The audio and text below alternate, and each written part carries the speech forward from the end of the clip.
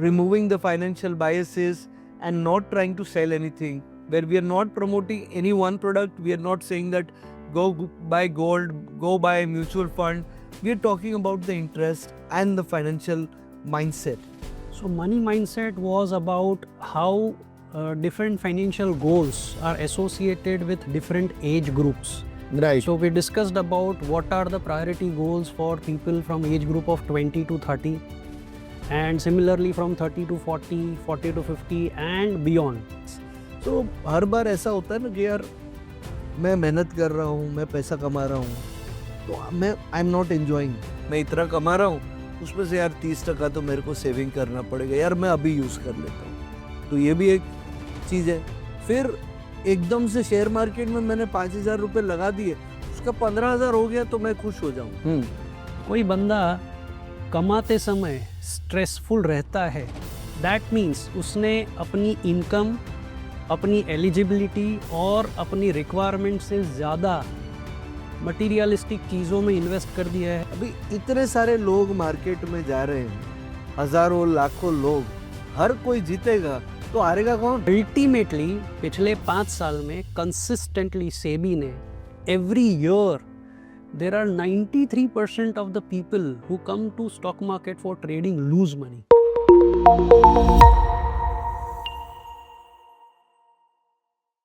Hello and welcome to Variety with Vishwam, and we are here with another episode.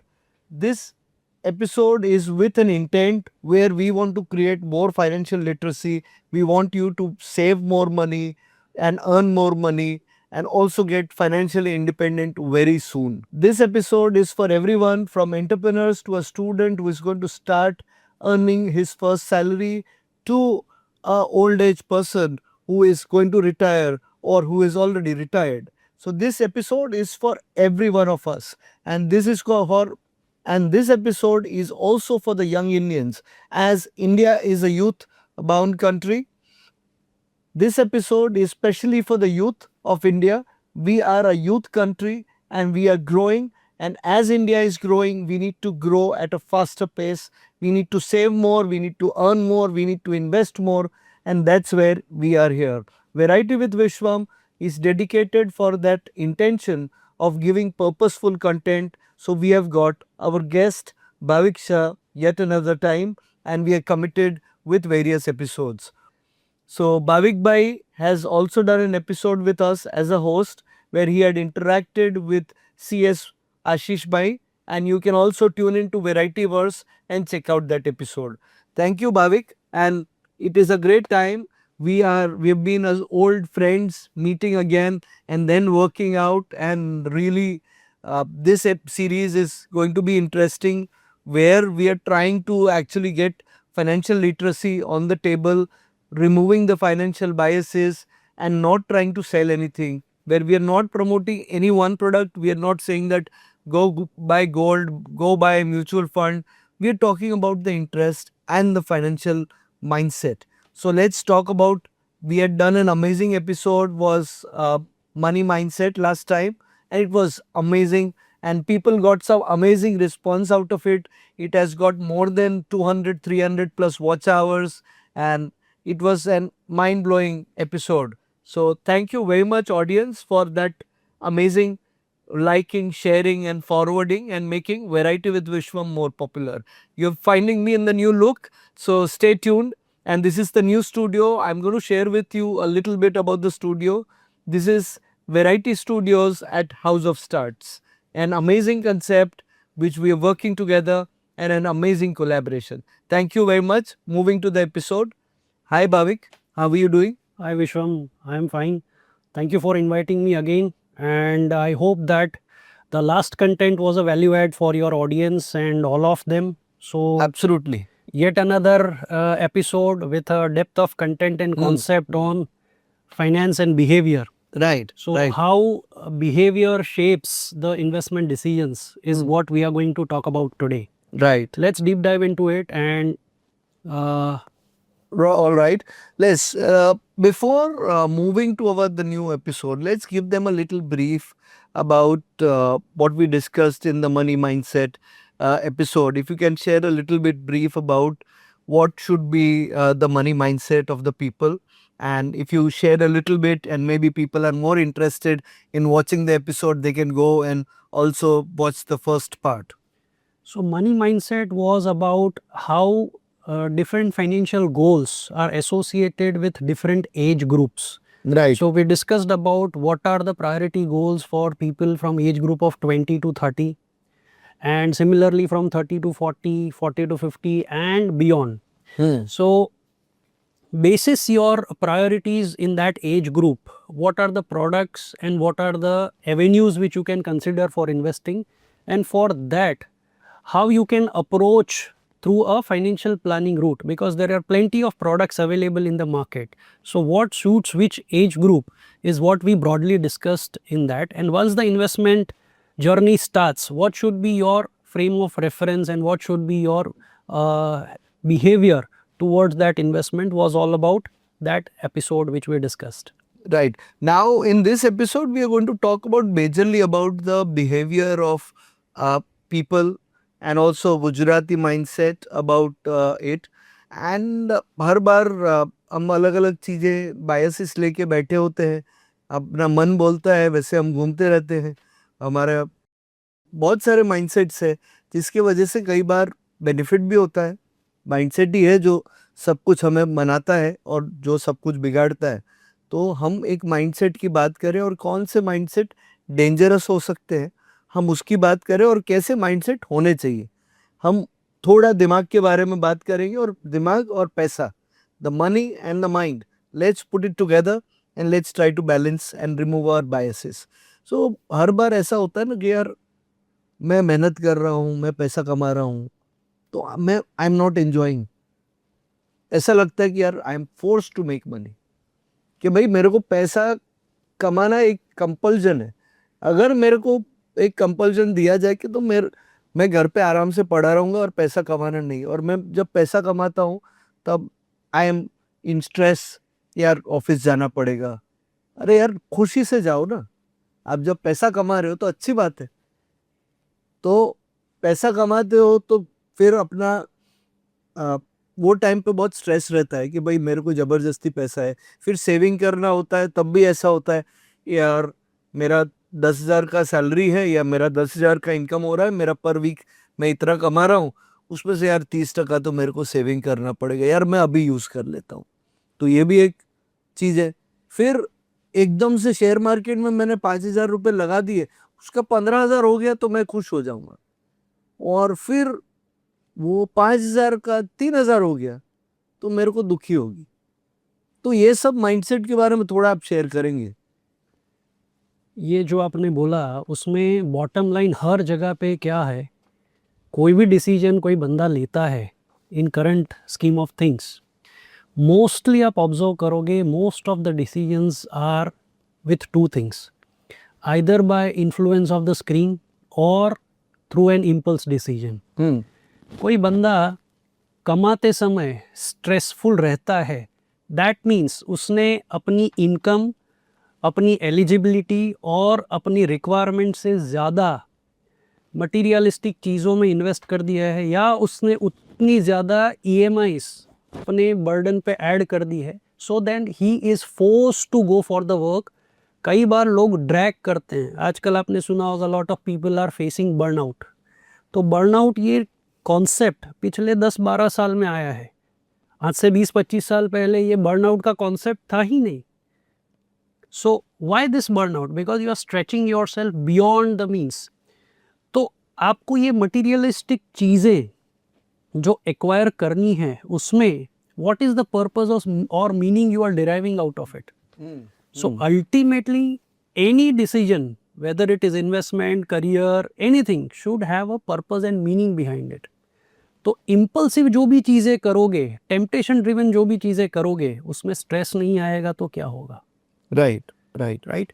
दूसरी चीज़, कई बार हम देखते हैं कि in last 20 years of experience I have seen, अगर if you take a survey of random 100 people of any age group, उनको पूछो कि आपने अर्निंग जब से शुरू किया तब से अभी तक have you tracked what is your inflow, what is your outflow, what is the saving.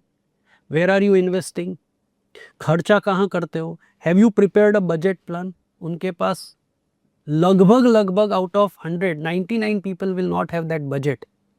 तो पैसा आया और पैसा गया, आप ट्रैक ही नहीं करोगे तो कैसे उसको कंट्रोल कर पाओगे या मेजर कर पाओगे या उसको एक डायरेक्शन दे पाओगे. Ultimately you spend money and your time and then after certain time period से 20 years down the line you feel कि what's the purpose, what have I done, my money is gone and time is gone. Right. Stock market, आपको क्या लगता है आज लोग stock market में trade क्यों करते हैं? Quick money.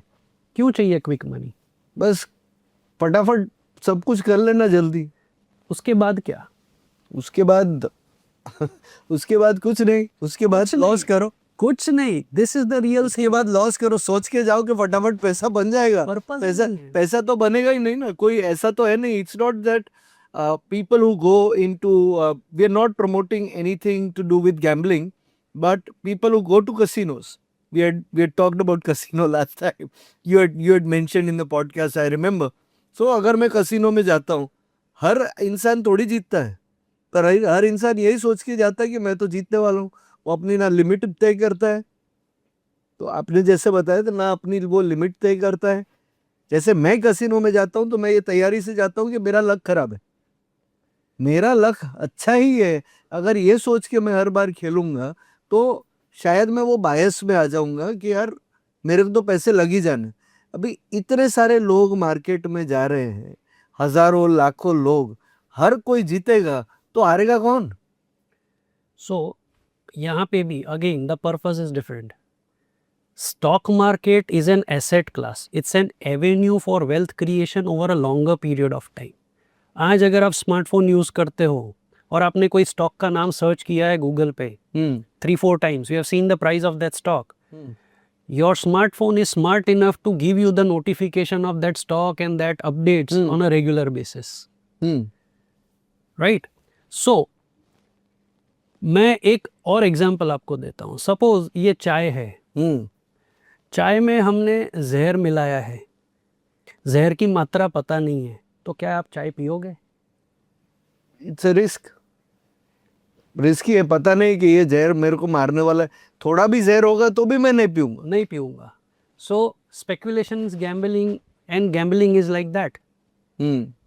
अल्टीमेटली पिछले 5 साल में consistently SEBI is a regulatory authority, जिन्होंने रिसर्च किया हुआ है कि every year there are 93% of the people who come to stock market for trading lose money.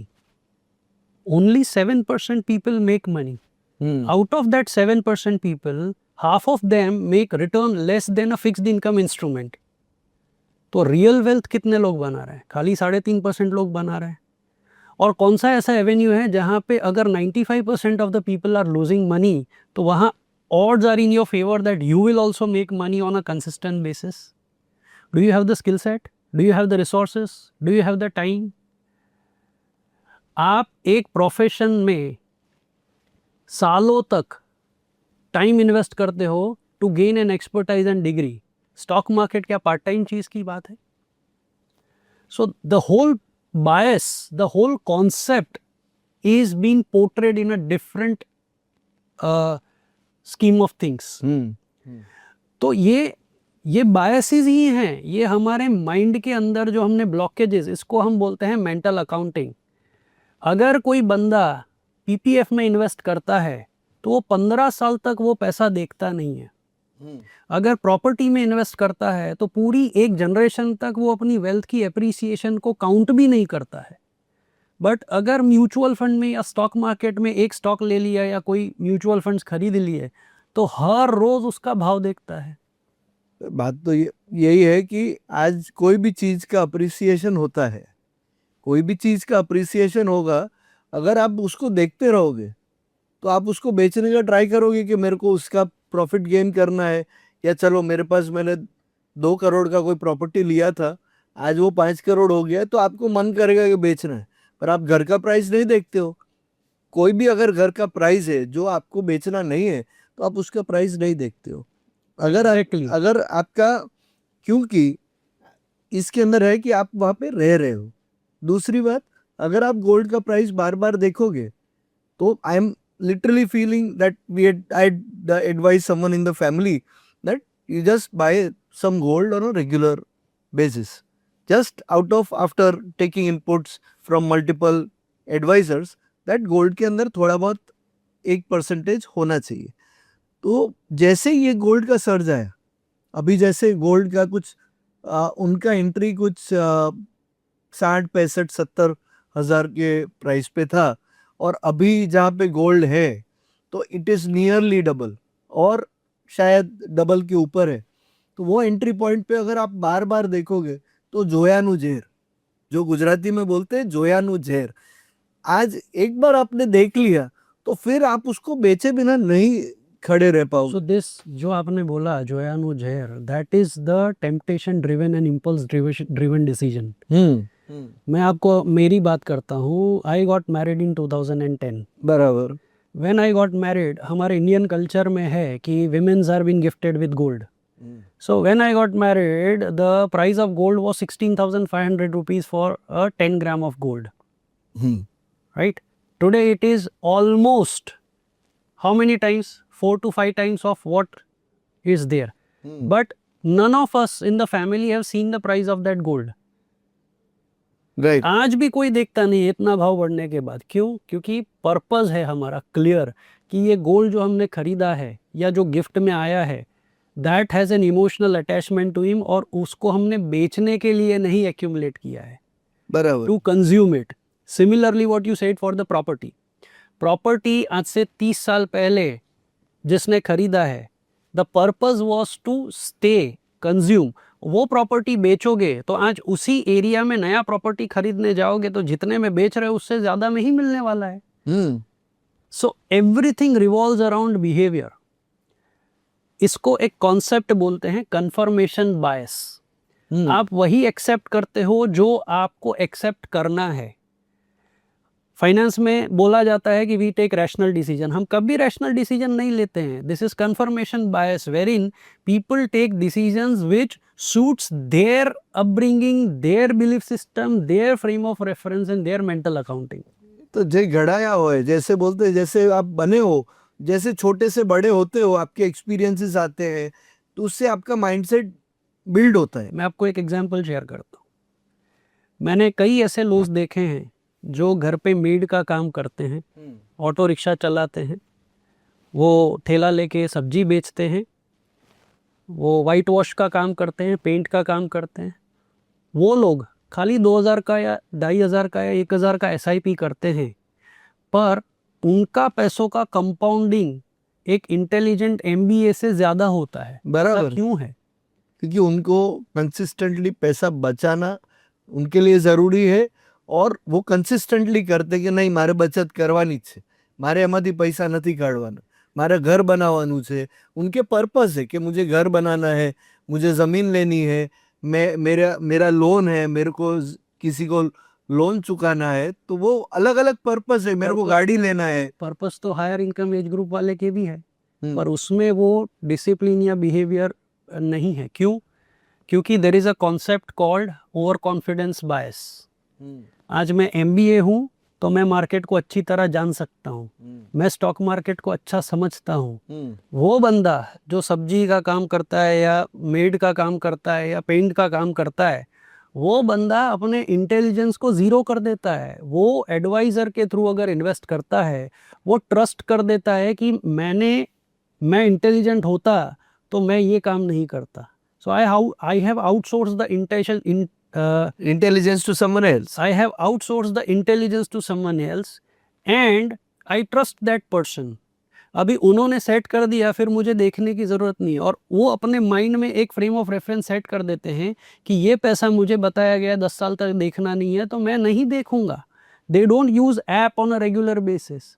पर कोई MBA है या कोई बंदा जो थोड़ा ज़्यादा एजुकेटेड है, थोड़ा ज़्यादा मार्केट से जुड़ा हुआ है, वो उसको लगता है मैंने ये 3 फंड लिए हैं, इसमें से ये जो बॉटम में जो 8% या 9% जनरेट कर रहे हैं बेकार फंड है, इसको निकाल के टॉप परफॉर्मिंग फंड में डाल दो। तो this constant bias of doing activity is actually pulling the return. I will give you one research, आप गूगल कर सकते हो। डालबर करके एक कंपनी है यूएस की, Dalbar studies, they are publishing the report on an every year basis and they are doing this research on investor behaviour. उन्होंने कई सालों से ये पब्लिश किया है, डेटा उनके रिपोर्ट्स में अवेलेबल है कि यूएस की बात की है, and that is same applicable world across, कि अगर इंडेक्स ने रिटर्न जनरेट किया है over the period of 20 years, index ने जो जनरेट किया है रिटर्न, कई बार कितना स्टार्क डिफरेंस है। एक एवरेज इन्वेस्टर का रिटर्न इंडेक्स के रिटर्न से 2.5 गुना कम है। अगर इंडेक्स ने 18% रिटर्न दिया हुआ है तो इन्वेस्टर का रिटर्न खाली 7% है। ऐसा क्यों है? जो एसेट क्लास में आप इन्वेस्ट करते हो वो जो स्पीड से चल रहा है वही स्पीड पे आपको रिटर्न मिलना चाहिए कि नहीं मिलना चाहिए? पर नहीं मिलता है। क्यों? Because every quarter, every day, every month you want to make some activity and you want to take some decisions based on your over confidence bias कि बॉस मार्केट से मैं ज़्यादा जानकार हूँ, या मेरे पास ऐसा कुछ स्किल है जो मैं market out beating returns generate करूँगा। This is the biggest flaw. This is an the ego of that individual कि भाई મને બધું આવડે છે, आई एम सुपीरियर। वो डिसीजन के अंदर वो गलती करता है, वो या 4 जन को पूछता ही रहता है अब क्या करूं, अब क्या करूं, अब क्या करूं। दो प्रकार के, इसको ईगो नहीं बोलेंगे, जिसको ओवर कॉन्फिडेंस बायस बोलेंगे, एंड दूसरी कि there are people who are having inferiority complex. अभी होगा क्या, ओवर कॉन्फिडेंस बायस की वजह से उन्होंने कुछ डिसीजंस ले लिए, अभी वो डिसीजन जब उल्टा पड़ता है फिर वो गली गली घर घर एडवाइजर को ढूंढता है, एंड देन ओवर कॉन्फिडेंस बायस से वो कंफर्मेशन बायस पे शिफ्ट हो जाता है कि बॉस मैंने जो डिसीजन लिया था वो सही है कि नहीं है। He tries to identify the advisers who gives the approval on his decision, which is again very lethal. वो एक्सेप्ट नहीं करता है कि ये मेरे से भूल हो गया। सबसे ज्यादा बर्डन इसी चीज का है, स्ट्रेस इसी चीज का है कि हम एक्सेप्ट करके निकलते नहीं है। ये लाइफ में भी इट इज वेरी इंपॉर्टेंट कि अगर कुछ गलती हो गया तो अगर हम खुद ही एक्सेप्ट नहीं करेंगे तो हम सुधारेंगे कैसे? सुधारने के लिए हमें पता होना चाहिए कि भाई ये गलती हुआ है, we can do it in a better way. Every time when we do mistakes about anything in life और anything in business, we have to accept it कि ये कुछ इससे बेटर हो सकता था। There is a book return, the name of that book is a diary of a professional trader. इतनी मोटी बुक है, जो ऑथर का नाम मुझे याद नहीं आ रहा है अभी। वो बंदे ने ट्रेडिंग करता था, वो बंदे ने अपने हर एक ट्रेड को रिकॉर्ड किया है और वो हर मंथ रिव्यू करता था कि ये जो लॉस हुआ तो मैं कौन से फ्रेम ऑफ रेफरेंस में था जिसकी वजह से ये लॉस हुआ। See, he was constantly reflecting on the mistakes that he was doing on a regular basis. Right. And second stark conclusion that came from his trades was कि अगर वो 10 ट्रेड करता है तो उसमें से 6 बार वो ट्रेड गलत होते हैं, his judgment has gone wrong, खाली 4 ही बार वो ट्रेड सही गए हुए हैं। But what is the purpose where he has been able to generate the return is कि जो सही ट्रेड्स हुए हैं उसमें वो लॉन्गर ड्यूरेशन के लिए होल्ड करके बैठा है, और जो गलत ट्रेड हुए हैं जहां उसका जजमेंट गलत हुआ है वहां वो इंस्टेंट मिस्टेक एक्सेप्ट करके निकल गया है। So we are not suggesting that you become a trader. What we are trying to say is कि everywhere decision making should be followed by a record keeping. Life में भी आज कितनी भी सेल्फ हेल्प बुक्स देख लो, हर एक में common difference आके आएगा कि you should write a journal. क्यों? Journal writing is for 2 purposes. 1, it gives you clarity in your vision कि आपको जीवन में पर्पस क्या है, what is your vision in your life. और दूसरा, if you write your mistakes कि लाइफ में पास्ट में आपने जो जो चीज़ें हुई उसमें मिस्टेक्स आप मेजर करोगे तो you will be able to self reflect and you will come back and you will not repeat from that. So self-control, संयम is very important in any aspect of life, which includes financial planning and discipline. क्योंकि habits and as you said mindset, तो emotional brain is always harmful for us. કહેવાય ને કે પ્રેમ આંધળો હોય છે, हर एक emotions में खाली प्रेम को अंधा क्यों बोला है? अगर वो प्रेम एक डायरेक्शन में दौड़ेगा और उसको दिखता ही नहीं है तो क्या होगा? खड्डे में गिरेगा, नुकसान ही होगा। खड्डे में। तो कई लोग स्टॉक्स के प्रेम में पड़ जाते हैं, कई लोग अपने डिसीजन के प्रेम में पड़ जाते हैं, कई लोग अपने पोर्टफोलियो के प्रेम में पड़ जाते हैं। હા ભાઈ, આપણે રિલાયન્સે આપણને કમાઈને આપ્યું, આપણે टाटाએ કમાઈને આપ્યું, પછી પકડી રાખો. ऐसे ही मैं ये इससे मुझे याद आता है कि ऐसा इंस्टेंस जबकि शायद तक if I am not wrong Suzlon की हिस्ट्री में they have seen lot of ups and downs, and of course Suzlon is a very innovative company, inspiring. Tulsi Tanti was the founder, and renewable energy mein they are market leaders, and they've done innovations in fast. But sir, जैसे भाविक भाई ऐसी बात है कि एक इंसान जब उसका हाई देखता है एक शेयर का कि वो 400 का 300 का, I don't know the numbers at what rate they had gone and come down, but then they had seen 300 400 also, and they had seen downs in terms of two figure numbers also. 3 figure भी देखा है 300 400 के ऊपर, और 2 figure भी देखा है. तो ये जो सिचुएशन होता है कि एक बार मैंने 400 में खरीदा और मैंने 250 में बेच दिया, we are not, this is purely an example. This is not recommending that you should buy that script.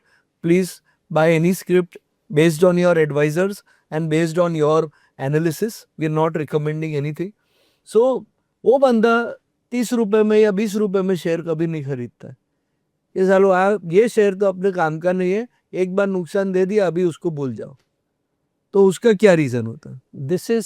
This is again interesting behavioural bias, इसको एंकरिंग बायस बोलते हैं. हाँ, ऐसे बहुत सारे एग्जाम्पल है. Not only Suzlon, I have faced investors who had invested in one company called Unitech. 1990s में कुछ 12,000 या 15,000 रुपए उनके पास बचे थे, और उन्होंने ऐसे ही बाय फ्लूक वो पैसा कोई स्टॉक में लगा दिया. I met that investor, I remember precisely, in December 2007 when market was constantly rallying like linear growth for 4 years. दिसंबर 2007 में उस शेयर का भाव था 504 रुपए. और उसी साल उस कंपनी ने 1:1 बोनस दिया था. उस इन्वेस्टर ने मुझे स्टेटमेंट बताया what would be the value of that portfolio, stock. वो 15,000 का investment had become 74 lakh rupees. वाह. इन 2007. नाउ उनका जो बैकग्राउंड था, he was staying in a housing society, जो गवर्नमेंट बिल्ड हाउसिंग सोसाइटी होती है उसमें वो रहते थे. पूरी जीवन में उन्होंने अकाउंटिंग का काम किया है. So now the question is, was it a strike off luck और वाज इट अ स्किल? ये वेल्थ जनरेट हुआ, ये स्किल था उनका या लक था ना, प्योरली लक था कि भाई खरीद लिया और भूल गए. अभी दिसंबर 2017 में उनके एडवाइजर ने उनको एडवाइस किया कि सर ये इतना वेल्थ बन गया है, this is paper wealth, accumulate it, sell it and get it in your bank account. उन्होंने बोला इसी साल मेरे को एक ज्योतिष मिला है, बोले तू इस साल करोड़पति बनने वाला है. So he waited for that 25 lakh rupees gain, right.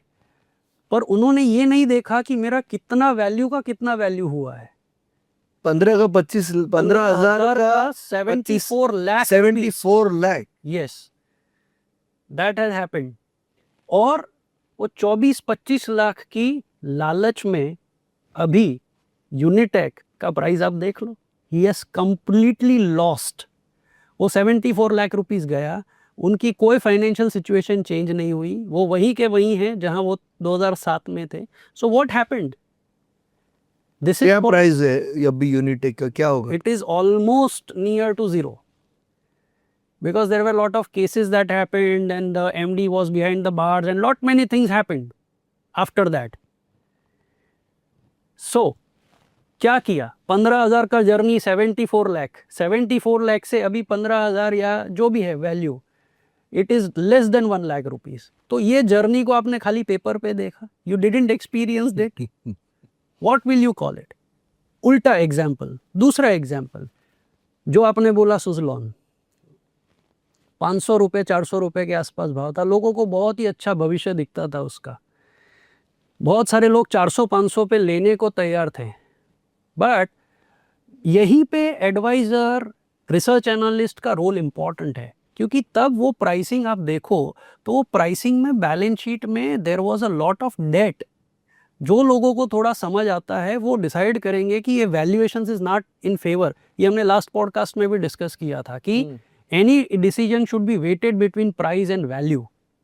तो वैल्यूएशन कितना फेवरेबल था नहीं था कोई नहीं देख रहा था। और मुझे एक चीज़ बताइए आप, अगर आपके पास 1.5 लाख रुपए का आईफोन है 16 आईफोन 16, आईफोन 17 लॉन्च हुआ मार्केट में 1,70,000 रुपये में, तो आईफोन 16 का वैल्यू मार्केट में गिरेगा कि नहीं गिरेगा? टेक्निकली तो गिरेगा, नया गिरेगा। लेटेस्ट प्रोडक्ट आ गया तो गिरेगा, बाय डिफॉल्ट गिरेगा। तो अगर वो 1 लाख के अंदर भाव चला जाता है 90,000, will you by that phone और नॉट? मेरे I would by that because even I would by that वो चीज वैल्यू, उसका प्राइस कम हुआ है, चीज की वैल्यू नहीं कम हुई। एग्जैक्टली, चीज़ की वैल्यू नहीं कम हुई, 1 या 2 फीचर कम है, बट ये कौन कर सकता है decision? A value buyer does it. तो सुजलोन का भाव जो 400-500 रुपये था, you know what was the bottom price of that stock? 2.5 रुपये। तो 2.5 रुपये पे what is the downside? कुछ नहीं, क्या कर जाएगा, ले लो 2,000 शेयर, 10,000 शेयर ले लो। So, recency bias, again a behavioral concept. Recency bias. अगर कोई बंदे ने स्टॉक बाय किया है और बाय करने के बाद वो कॉन्स्टेंटली गिरा है, तो उसके माइंड में क्या बायस आ जाता और है? नीचे गिरेगा। और नीचे गिरेगा। पर भाई साहब वो जितना नीचे जा रहा है उतना वैल्यू उसका क्या है? तो पहले तो चीज़ आपने वैल्यूएशन देखे बिना तब ट्रेंडिंग स्टॉक को बाय किया, you didn't do the due diligence कि ये प्राइस वैल्यूएबल है कि नहीं है। और जब वो वैल्यू फेवरेबल हुआ बिकॉज ऑफ प्राइस, 2.5 रुपये में, अरे भाई साहब गुजरात के कोस्टल एरिया में खाली उनकी पवन चक्की गिनोगे ना तो भी 2.5 रुपये में तो फ्री में कंपनी मिल रहा था। 2.5 रुपये में मत लो, 5 रुपये में, 6 रुपये में, राइट? तो 6 रुपये में अगर कोई बंदा लेता है और उसको 3 या 4 साल वेट करना पड़ता है, तो आपको लगता है वो वेट करेगा? नहीं, वो रोज जोश है। 6 रुपये वाला 5 रुपये में निकल जाएगा, 8 रुपये में निकल जाएगा, उसको भरोसा ही नहीं है। बट व्हाट हैपेंड, 4 साल वो 2.5 रुपये 6 रुपये के बीच में ट्रेड हुआ, and then suddenly in a year that price has gone to 87 rupees. तो ऐसा तो क्या चेंज हुआ? हर एक का टाइम आता है, एवरी कंपनी और every person with some values और some strength will bounce back. So, again coming back to overconfidence bias, lot of people think that you can time this moment of the stock कि 400 पे मैं short करूँगा, 6 रुपये में मैं long करूँगा, और ये ब्रेकआउट, ये टेक्निकल ब्रेकआउट करके I will be able to generate the wealth. ये गलत मान्यता है। ये पूरा जर्नी जो है वो जर्नी आप डिसिप्लिन से ही राइड कर सकते हो। सबको विराट कोहली बनना है ना, कि भाई मैं कमेंट्री दे सकता हूँ घर पे टीवी देखते हुए, पर मैं विराट कोहली के जैसे नहीं खेल सकता हूँ, तो मेरे को कमेंट्री नहीं देनी चाहिए। और उसके ऊपर मेरे को क्रिकेट खेलने जाओगे तो पता चलेगा कि वहां पे कैसे पेस करते। वही चीज फाइनेंस में भी है कि वो बॉल पढ़ने की क्षमता आप में नहीं है। विराट कोहली बनना है, पर देखो ड्रीम 11 पे कितने लोग लॉस करते हैं। अभी आपने वीडियो डाला हुआ ही है हाँ, कि online gaming is now been banned by government of India. You बहुत जल्दी hear किया। about it, right? बहुत जल्दी किया है। We had posted that video. Yes Right. Yes So the point I'm trying to say is कि lot of people have lost huge amount of money in online gaming. Again, an example of overconfidence bias. अगर उनको बोलो कि sir तू 5,000 का SIP कर और उसको 12 साल 15 साल कंटिन्यू कर, वो नहीं करेगा, पर 6 महीने के अंदर वो 5 लाख रुपए का नुकसान कर देगा। सेबी का डेटा जो मैंने बताया, अगेन एक्नॉलेजेस दिस। और हमारे पास क्रिप्टो करेंसी में कितना लॉस हुआ है उसका तो कोई रिसर्च या डेटा अवेलेबल भी नहीं है। So when your purpose is very clear कि if you want to create, आज मुझे यहाँ से दिल्ली जाना है बाय रोड, तो I do a Google map search, I calculate the distance, I find 1 or 2 alternate routes, and then I choose that route. Wealth creation में ऐसा कोई डायरेक्शन कुछ नहीं है। If there is no direction, then your behavioural biases will take over, and कहावत है ना, old habits die hard. Right. तो आप बचपन से जो कंडीशनिंग आपको किया गया है, आपका फ्रेम ऑफ रेफरेंस वही है। तो हम हमेशा बोलते हैं कि an average investor should invest through mutual fund. Reason, because it gives you 2 to 3 advantages. Number 1, एक, आपका जो इंटेलिजेंस है उससे कई गुना ज्यादा इंटेलिजेंस का पूल ये म्यूचुअल फंड कंपनीज के पास है, because they have a team of research analyst who are CFAs, MBA certified. They do the sectorial research. They provide the inputs to the committee of fund managers. Again, that fund managers has an expertise of equity, debt, other asset classes separately. So you have to outsource that in decision making or intelligence to them, and you be rest assured. दूसरे number पे उनका risk management जिस level का strong होता है, आपका individual risk management उस level का स्ट्रांग होता ही नहीं है। और तीसरा, अगर आप उसमें सिस्टमैटिकली इन्वेस्ट करते हो तो all this behavioural biases R be taken care of, क्योंकि आपने सिस्टम पे भरोसा किया है। सो आजकल AI का ज़माना चला है, artificial intelligence. What is the purpose of artificial intelligence? Purpose यही है कि it can make our life better, it can help us with more intelligence. It will help you in the inputs. Ultimately decision किसको लेना है? आपको ही लेना है ना, ह्यूमंस को लेना है। So AI is an enabler to provide the systems and feed the inputs. It will identify certain patterns so that you can take a decision which acknowledges that patterns. AI will never replace your decision making capabilities, क्योंकि emotions human being में है and most of the emotions drive the decision making process. उसको हम heuristics बोलते हैं behavioral biases में. So अगर किसी भी decision के पीछे आप देखोगे तो there are two purposes. Either it is heuristics driven, that is shortcut driven, दूसरा है biases driven. हमें अपने दिमाग को स्ट्रेस देने में तकलीफ पड़ती है, हम क्रिएटिव थिंकिंग नहीं कर सकते हैं, हम अलग लेवल का, सेकेंड लेवल का थिंकिंग या डिटेल्ड लेवल का एनालिसिस नहीं कर सकते हैं। Again herding mentality. विश्वम भाई ने स्टॉक लिया है या गोल्ड लिया है तो उन्होंने अच्छा ही किया होगा, so everybody flocks in to buy the gold. पिछले 1.5 साल में देखो आपने गोल्ड और सिल्वर ने जो रिटर्न्स दिया है, central banks has bought that, right? तो 1.5 साल का रिटर्न देख के everybody is now flocking to invest in gold just because it has given the return in the past. तो आप कोई चीज 40% 50% प्रीमियम पे खरीदोगे तो अगले 5 साल उसका रिटर्न जनरेट होगा, do you think? But this is an bias. तो हर चीज हर बार हर एक चीज नहीं चलती है, वो सिंपल फंडामेंटल है। But at the same point of time आप जो बोल रहे हो कि we should not just believe that जो कल परफॉर्म हुआ था वो आज भी होगा। That's why there is a system called asset allocation, कि आपके पास 100 रुपये पड़े हैं, you decide कि आपको 50 रुपये इक्विटी में डालने हैं, 30 रुपये डेट में डालने हैं, 20 रुपये गोल्ड में डालने हैं। अगर आप ये नहीं कर सकते हो तो again there are hybrid funds. Mutual fund में there is a category called multi asset allocation fund which does this on your behalf, right? तो why you want to create something in a DIY mode which is there already and which is system driven, which is process driven, which is proven with empirical evidence कि this systems are creating consistency and returns over the period of time. Right.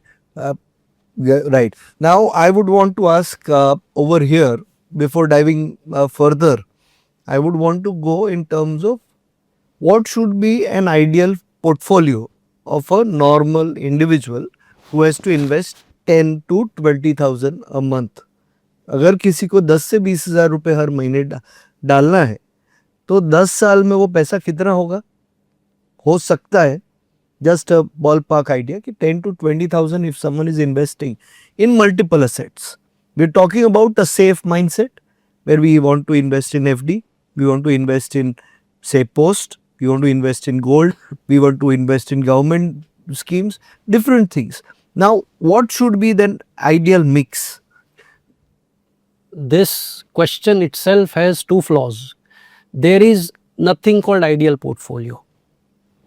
When every individual has different upbringing, conditioning and biases, how can be a standard portfolio? आज आपको sir दुख रहा है, मुझे sir दुख रहा है, can we both take Disprin and it will give the same effect to us? No. So there is not an standard solution to it. It depends on case to case basis. For an example, आप मेरे लिए एक portfolio बना रहे हैं I'll 10 come से to 20,000. I'll come to that. So first let me address the behavioral things in this. कि आज जितने भी यंगस्टर्स हैं ये देख रहे हैं, everybody is googling this too, आप चैट जीपीटी पे देखोगे ना तो lot of people are asking this question only, what should be the ideal portfolio, right? पर आइडियल पोर्टफोलियो जैसा कुछ होता नहीं है. Number one, it is case to case. Number two, इसमें आपका एज प्रोफाइल और आपका टाइम होराइजन भी मैटर करता है कि मैं इन्वेस्टमेंट किस लिए कर रहा हूँ. So fixed income asset class is for the goals up to 3 years in your life. अगर आप 25 years old हो आज, तो आपके नज़दीक में तो कोई गोल आने ही नहीं वाले हैं. तो why you should give the allocation to fixed income, right? Second number पे, if you have a time horizon of 15 years, then your pure 20,000 rupees should go to the equity as an asset class. तो अगर जो आपने question पूछा कि 10,000 रुपए का SIP करो तो कितने पीरियड में कितना हो? My question was what should be the right mix of multiple asset class में अगर मुझे इन्वेस्ट करना है कि सेफ्टी के साथ. कभी गोल्ड ऊपर गया तो मेरे को टेंशन नहीं है, वहाँ पे भी मेरा एलोकेशन है. FD भी कर रहा हूँ, यानी जो रिकरिंग डिपॉजिट बोलते हैं, जैसे SIP होता है वैसे ही रिकरिंग डिपॉजिट भी होता है. वही हिसाब से अब क्या है कि अभी मार्केट में ये भी इन्वॉल्व अवेलेबल है कि कोई भी ऐप है जैसे ICICI का है या HDFC का है, तो वहाँ पे अगर मैं डीमैट करता हूँ तो मेरे को हर महीने एक टाटा का शेयर लेना है तो मैं ले सकता हूँ. वैसे ही हर महीने म्यूचुअल फंड में 2,000 डालने हैं तो डाल सकता हूँ. तो कभी स्मॉल कैप, मिड कैप, वैसे मल्टीपल चीज़ें, इतनी सारी चीज़ें हैं कि आदमी कंफ्यूज हो जाता है. अगर म्यूचुअल फंड में ही डालना हो तो उसने इतने सारे म्यूचुअल फंड है. और ये कंफ्यूजन इसीलिए हो रहा है because you are going online to do all this research. Instead you go to an advisor. आज आपको हेल्थ में कोई चैलेंज आती है तो will you go to a medical store, Planet Health, और you will go to a doctor, right? So again reiterating that कि ideal portfolio जैसा कुछ नहीं है. It depends on your age profile. पर अगर आप प्योर इक्विटी रखी, debt component should come in your life when you have a kid who is 5, 7, 8 years old. Then you need some stability in your portfolio. अभी आप single हो, अभी आप 25 साल के हो, तो you have far more income than your expenses. तो pure equity is the portfolio which you should have for 10 years, क्योंकि इनिशियल ईयर्स में जितना पैसा आप कंपाउंड करोगे, लेट ईयर्स में it will help you in rebalancing. तो आपकी एज जब 35 होती है फिर थोड़ा कंपोनेंट डेट का आएगा. And gold actually is an asset class in India for consumption. Gold आप देखो लॉकर में सालों तक पड़े हैं, उसका वैल्यूएशन कोई नहीं देखता है, so that is consumption. But gold gives you a hedge against inflation. तो आइडियली अगर आइडियली बात करें तो 10 से 15% का एलोकेशन गोल्ड में हो सकता है. इंडिया में ऐसा कभी होने वाला नहीं है कि करेंसी कंप्लीटली डिवैल्यूएट हो गई, आपको गोल्ड लेके देश छोड़ के कहीं जाना पड़ा, ऐसा सिचुएशन तो होने वाला है नहीं. तो you should not have a complete allocation in gold. हाँ, ये बात अलग है, जैसे again bias is anchoring bias. South India में लोग गोल्ड ही इन्वेस्ट करते हैं, वेस्ट इंडिया में लोग गोल्ड लोन ही चलता है. गोल्ड लोन ही चलता है. वेस्ट इंडिया में people invest in equity more. North India में लोग प्रॉपर्टी में इन्वेस्ट करते हैं. और ईस्ट इंडिया में आप देखोगे तो mostly people invest in fixed income instruments. Sahara का स्कैम आया था, आपको पता हो तो, फिक्स्ड डिपॉजिट्स का. Major investors were from East India. So every part of our country has a different psyche. तो इसका कोई स्टैंडर्ड आंसर नहीं है. पर let me give you the return comparison कि पिछले 100 साल का गोल्ड का रिटर्न जो है वो 8.5 से 9% ऑन एन एवरेज रहा है. किसी साल में उसने 40% रिटर्न भी दिया है, किसी साल में उसने 25% नेगेटिव रिटर्न भी दिया है. सो गोल्ड इज वॉलेटाइल, पर आपको एक्सपीरियंस नहीं हुआ है बिकॉज आप देखते नहीं हो. आपको स्टॉक मार्केट की वॉलेटिलिटी ज़्यादा असर करती है क्योंकि आप रोज देखते हो. सो जैसे आप गोल्ड में बिहेवियर करते हो कि बॉस मुझे अक्षय तृतीया के दिन गोल्ड लेना ही है जो भी भाव हो, वैसे हर महीने कुछ अमाउंट का एसआईपी करोगे तो same compounding will work in your favour. पिछले 40 साल का इंडेक्स का रिटर्न ये बताता है कि 15-15.5% का कंपाउंडेड रिटर्न इंडेक्स ने दिया है। म्यूचुअल फंड जो मैनेज्ड फंड्स हैं, एक्टिव फंड्स, उसने 1 से 1.25% का अल्फा जनरेट करके दिया है ओवर एंड अबव दैट। तो अगर आपको 15-16% कुछ नहीं करके, इंटेलिजेंस को आउटसोर्स करके आपको डिसिप्लिन मैनर में इन्वेस्ट करने का मिल रहा है, 15% का आप ले लो तो कितने साल में पैसा आपका डबल हुआ? 3.5 साल में। Imagine the 30 years of career span. If you in a disciplined manner invest 10,000 rupees for 30 years, you will not be able to imagine the compounded wealth it will create in equity. So एक ideal situation है और एक relative practical situation है। कोई बंदा 30 साल तक equity ride नहीं करता है क्योंकि उसकी लाइफ स्टेजेस चेंज होती है, उसकी प्रायोरिटीज चेंज होती है। Oldest fund HDFC flexi cap fund, उसका आप रिटर्न देख सकते हो गूगल में। Oldest fund HDFC ELSS fund, मैं आपको नाम बोल रहा हूं just for the education purposes. ELSS fund हर साल पहले 1.5 लाख रुपए पार्क होते थे, अभी 1 लाख। सेक्शन 80C में 30 साल का रिकॉर्ड हिस्ट्री अवेलेबल है। Around 16 to 17 crore rupees it has generated on an investment of some 42 to 45 lakh rupees. कहाँ बनेगा इतना वेल्थ? राइट। ये वेल्थ बनाने के लिए कितना टाइम लगा? 30 साल। आपको 30 महीने में जनरेट करना है तो जो 30 साल में हो रहा है वो 30 महीने में तो नहीं होगा ना। और दिस इज द एक्सपेक्टेशन। अभी हमारा बात हो रहा था with a very knowledgeable person, not naming anyone, बहुत કે ભાઈ જે 9 મહિનામાં બાળક નીકળવાનું છે એ 7 મહિનામાં નીકળે તો કેવું નીકળે? તો એ પ્રીમેચ્યોર। पेटीમાં મૂકવું પડે, ઇન્ક્યુબેટર में रखना पड़ेगा, and there is a very high risk that it will survive or not. So always there is an ideal period with nature in everything. Finance में हमने सब चीज़ का शीर्षासन कर दिया है, सब चीज़ का शीर्षासन कर दिया है। एक कहावत है ना कि there should be a stable mind in a moving body, then both will be healthy. हमने उसका शीर्षासन कर दिया है। आज हमारी बॉडी स्टेबल होने लगी है और माइंड अनस्टेबल है। आप सिग्नल पे देखो 30 सेकेंड, अगर इंडिकेटर पे 30 सेकेंड दिखाई दे रहा है, एक बंदा फ़ोन निकालेगा, हेलमेट खोलेगा, उसमें रील्स देखेगा, बंद करेगा, फिर जाएगा। What is this? એમાં પછી પાછળથી ફોન આવશે, એ ભાઈ નીકળ। What is this? पर पेशेंस तो रहा ही नहीं है। और यानी you cannot just be patient and in terms of your mind कि भाई where I am going, I think about that, what I am doing, I have to see that road because I've been, it's a pleasure to work with a lot of people on road safety as well. ये mobile जैसे आपने निकाला, वो चंचल दिमाग है, उसकी वजह से रोड सेफ्टी में it is adding fuel to the fire. Vishwam, आप तो वो तो छोड़ दो, जो ट्रैफिक पुलिस होता है उसको भी सिग्नल पे देखोगे कोने में वो भी मोबाइल में लगा हुआ है। The person who is responsible to manage the control, he himself is involved into that. And average screen time of India is 2.5 hours. So the point I'm trying to say is कि where will you control? There has to be a self control.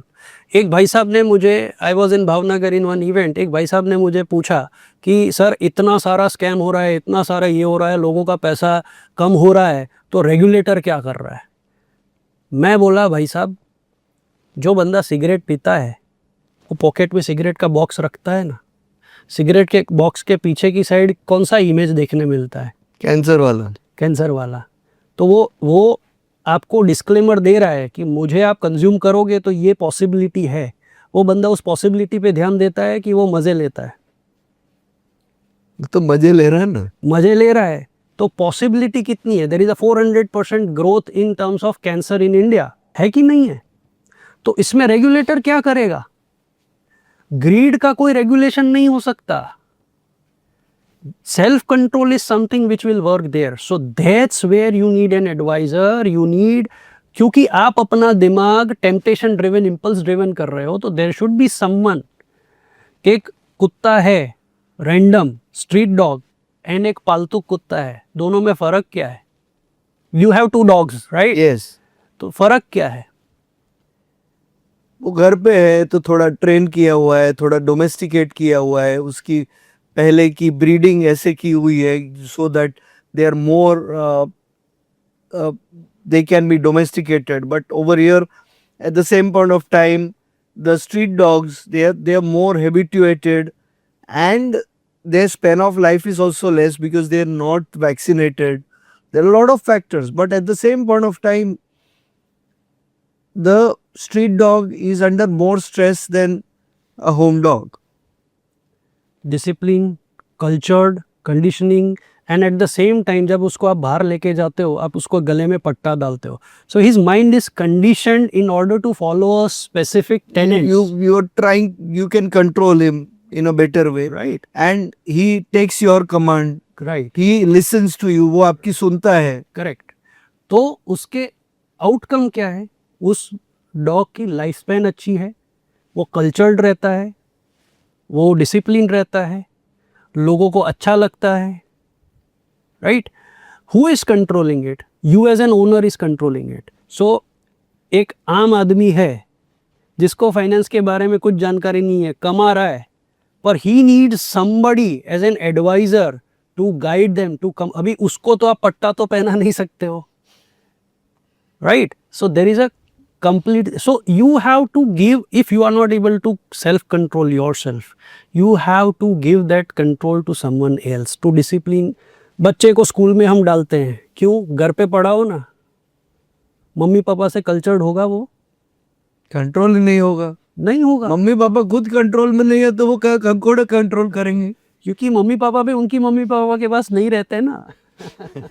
Mummy papa he control में नहीं है तो बच्चे को कैसे control में करोगे? पहले खुद कंट्रोल में आओ, फिर बेटे को कंट्रोल करो. और हम घोड़े के जैसे ये एक लाइन में चलते नहीं है. एक बार प्रोग्राम किया हमने खुद को कि भाई सीधा चलना है, तो मैं सीधा चलता ही नहीं हूँ. वहां का चुका तो जाऊ छे. That's what. So again, the point is behavioral biases. तो जो हमने स्ट्रीट डॉग का एग्जाम्पल लिया, इसका लिया, दोनों के बिहेवियर को हम मॉडिफाई करते हैं. अगर पालतू कुत्ता है, उसका बिहेवियर पैटर्न, उसके बायसेस, उसको हम मॉडिफाई करते हैं, उसको कंडीशन करते हैं एक अलग डायरेक्शन में. स्ट्रीट डॉग रैंडमली बिहेव करता है, तो उसके आउटकम लंबे समय में डिफरेंट होते हैं. Absolutely. Similarly, Street dog is, they are ruled by nature. या so it's all about randomness. So यही चीज हमारे में है. इफ वी डोंट हैव, बोलते हैं ना अनुशासन, if somebody is not there to control you, to guide your mistakes, then you will not be able to behave. तो आज वही चीज हो गई है. there is no guru, there is no advisor, सब मुझे ही कर लेना है, सब खुद ही कर लोगे तो होगा क्या? फेलियर्स के रेशियो बढ़ जाएंगे. आपको दो लोग सिखा सकते हैं, एक जो एक्सट्रीमली सक्सेसफुल है उस फील्ड में, या एक बंदा जो एक्सट्रीमली अनसक्सेसफुल है उस फील्ड में, कि उसने उतनी सारी मिस्टेक्स की है कि उसने फेलियर ही फेस किया है. तो do you have this two kind of gurus in your life? Have an adviser.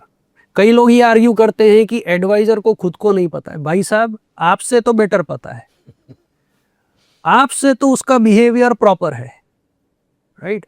तो नॉलेज में चलो थोड़ा ऊपर नीचे हो सकता है, but he knows what to filter. और आज तीसरी एक चीज हो गई है, जैसे आपको गुलाब जामुन पसंद है, आपने 1 खाया, 2 खाया, 5 खाए, 10 खाए, 20 खाओगे, क्या होगा? पेट की हालत तकलीफ हो जाए, अपचो થઈ જાય, झाड़ा થઈ જાય. बराबर है. तो the point I am trying to say is कि आज दिमाग का भी अपचा हो गया है. There is an indigestion of information in the mind.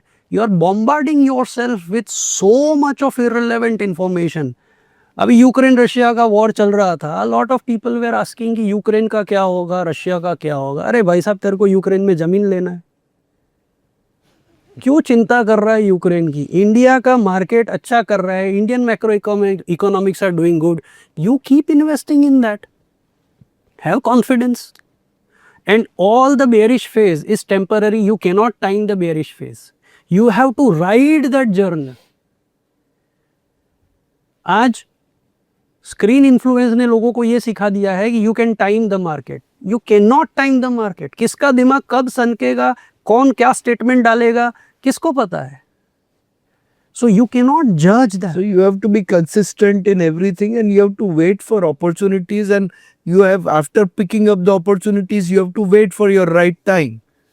Not picking up the opportunities, exactly, you have to pick up a asset allocation and simply follow that system pattern over a longer period of time. दूसरा चीज है कि comparison होने लगा है आज आप मेरे फ्रेंड हो और मैंने इन्वेस्ट किया है और आपने इन्वेस्ट किया है. I will compare my fund performance with you. The purpose of my investment was dramatically different from you. How can I compare my return with you? And when I compare there is a FOMO that I get in, fear of missing out. ये कमा गया, मैं रह गया. સાલું આપણે રહી ગયા. અને બીજું at the same point of time, जैसे हम चाय की टपरी पे या पान के गल्ले पे, जैसा अहमदाबाद में, गुजरात में, वो अभी कैफे कल्चर है, अभी कैफे कल्चर आया. बार तो है नहीं अपने वहाँ पे, तो अपने चिल करने बार में तो जाते नहीं. But at the same point of time when we sit there and फिर बात करते हैं, बगा मैं 10,000 कमाई गयो, હું 20,000 कमाई गयो, ये मारो लॉस नहीं के, ये वखत આજે ગયા એ કોઈ દિવસ નહીં કહેવા આવે. સો than because you have earned great on that multi-bagger or that particular script, I will say કાલે આપણે રેડી, નેક્સ્ટ સેલરી આવે ને એટલે 5,000, 10,000, 25,000 લઈ લે. ગોલ્ડ જોરદાર, ગોલ્ડ જોરદાર થઈ ગયું. હવે એ જોરદાર નેક્સ્ટ ક્યારે થાય છે એના માટે ખબર નથી. तो यही है, वॉरेन बफे कभी भी जो स्क्रिप्ट आइडेंटिफाई करता है लेने के लिए, he never discusses even with your wife, with his wife. He never discusses publicly, because it creates two things. One, it creates the FOMO effect in others and it may negatively influence his decision making process also.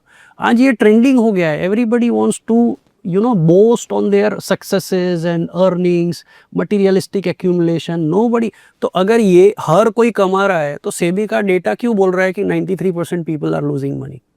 Crypto में people are losing money, online gaming में people are losing money. All this is publicly available information. तो जब सब कमा रहे हैं तो ये डेटा कहाँ से आ रहा है? So again मैंने बताया ना कि ओवर कॉन्फिडेंस बायस, कि आज मैंने जो अनकन्फर्मेशन बायस, कि આપણે તો લોસ કરીએ જ નહીં પહેલા. दैट इज द थिंग कि આપણે તો लॉस, तो वो अगर लॉस भी किया है तो वो बोस्ट ये करेगा कि આપણે તો કમાયા, ऑन एन एवरेज આપણે તો કમાયા. ક્યારેક लॉस થયો પણ ऑन एन एवरेज આપણે तो कमाया. सो अगर ऑन एन एवरेज सब कमा रहे हैं तो ब्रोकर्स के बैलेंस शीट इतने एक्स्ट्रा ऑर्डिनरी कैसे प्रॉफिट जनरेट कर रहे हैं? Right right. यानी कहीं ना कहीं कोई अगर लॉस कर रहा है तभी ये नंबर्स आ रहे हैं कि लॉस कर रहे हैं. So why are these numbers in loss happening?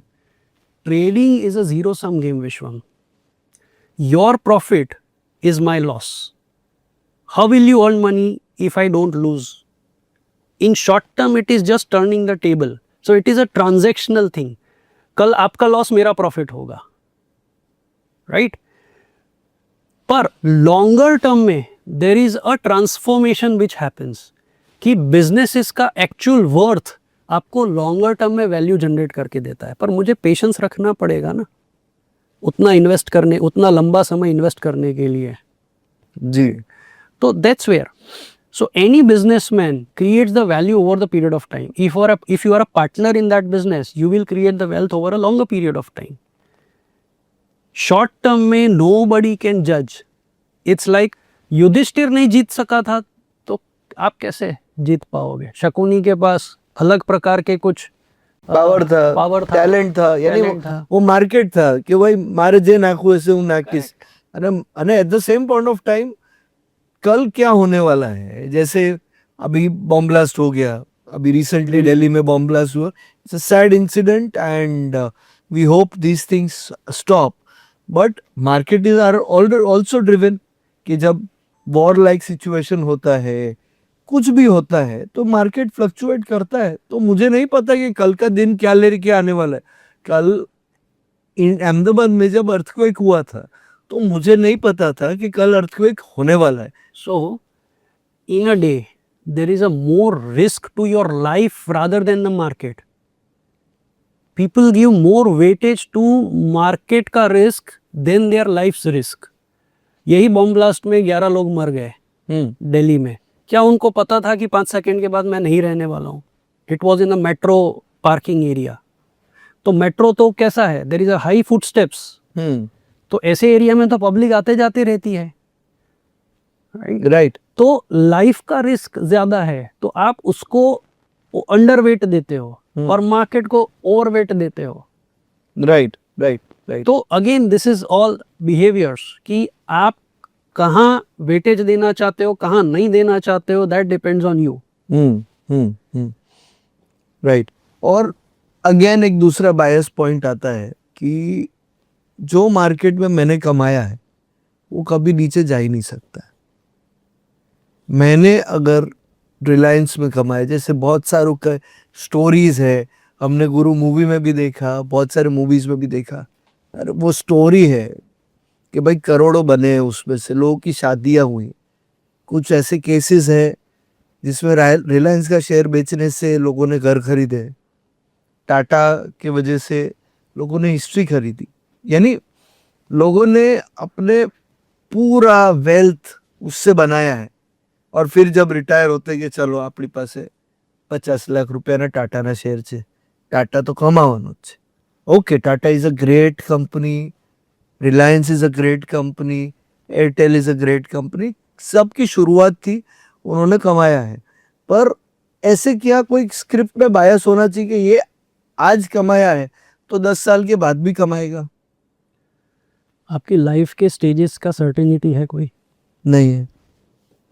तो कंपनी का सर्टेनिटी कैसे हो सकता है? This is called herding.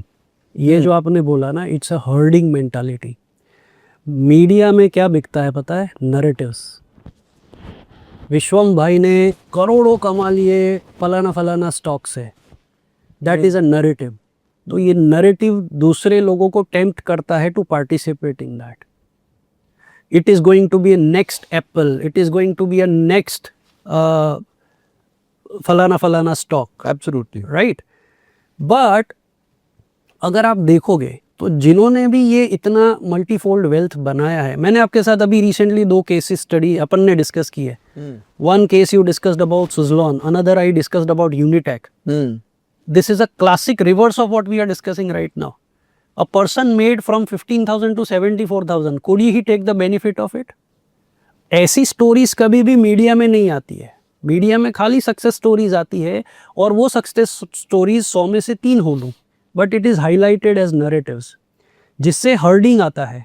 बाकी के लोग एक भरोसा रखते हैं कि बस इसका कुछ वैल्यू एडिशन हुआ है तो मेरा भी हुआ होगा, बट पूरी परिस्थिति अलग अलग है. दूसरे नंबर पे पूरा लाइफ डायनामिक है, पूरा एवरीथिंग इज डायनामिक. तो how can your wealth be stable? लोगों ने करोड़ों रुपए प्रॉपर्टी में इन्वेस्ट करके लिए थे. 2001 में अर्थक्वेक आया था, 30 सेकंड पृथ्वी ने कथकली किया, वो वेल्थ एकदम से जमीन दोष हो गया था कि नहीं हो गया था? वहाँ गारंटी है? लोगों को लगता है property is the safest thing, जमीन चोरी नहीं होगी. लोगों को ऐसा लगता है कि जमीन is the safest thing. Khosla ka Ghosla movie देख लो आप. There can be encroachment, there can be multiple risk. आज 73% of the cases, Indian court cases, are related to property. वो प्रॉपर्टी क्या आप भुगत पाओगे आपने जो इसमें इन्वेस्ट की है? एंड उस इन्वेस्टमेंट में कितना डॉक्यूमेंटेड और कितना अनडॉक्यूमेंटेड लगा हुआ है वो तो आप जानो या ऊपर वाला जाने. I'm working on some property documentation, I understand. So there is so much of debt, so much of paperwork. If you don't take an expert advice, you are gone. And if experts will lose out on few things, they are also gone. Or at the same point of time, आप too much is too much. So बहुत कुछ करके भी आप खुद को protect नहीं कर पाओगे, यानी ओवरडू करके भी प्रोटेक्ट नहीं कर पाओगे.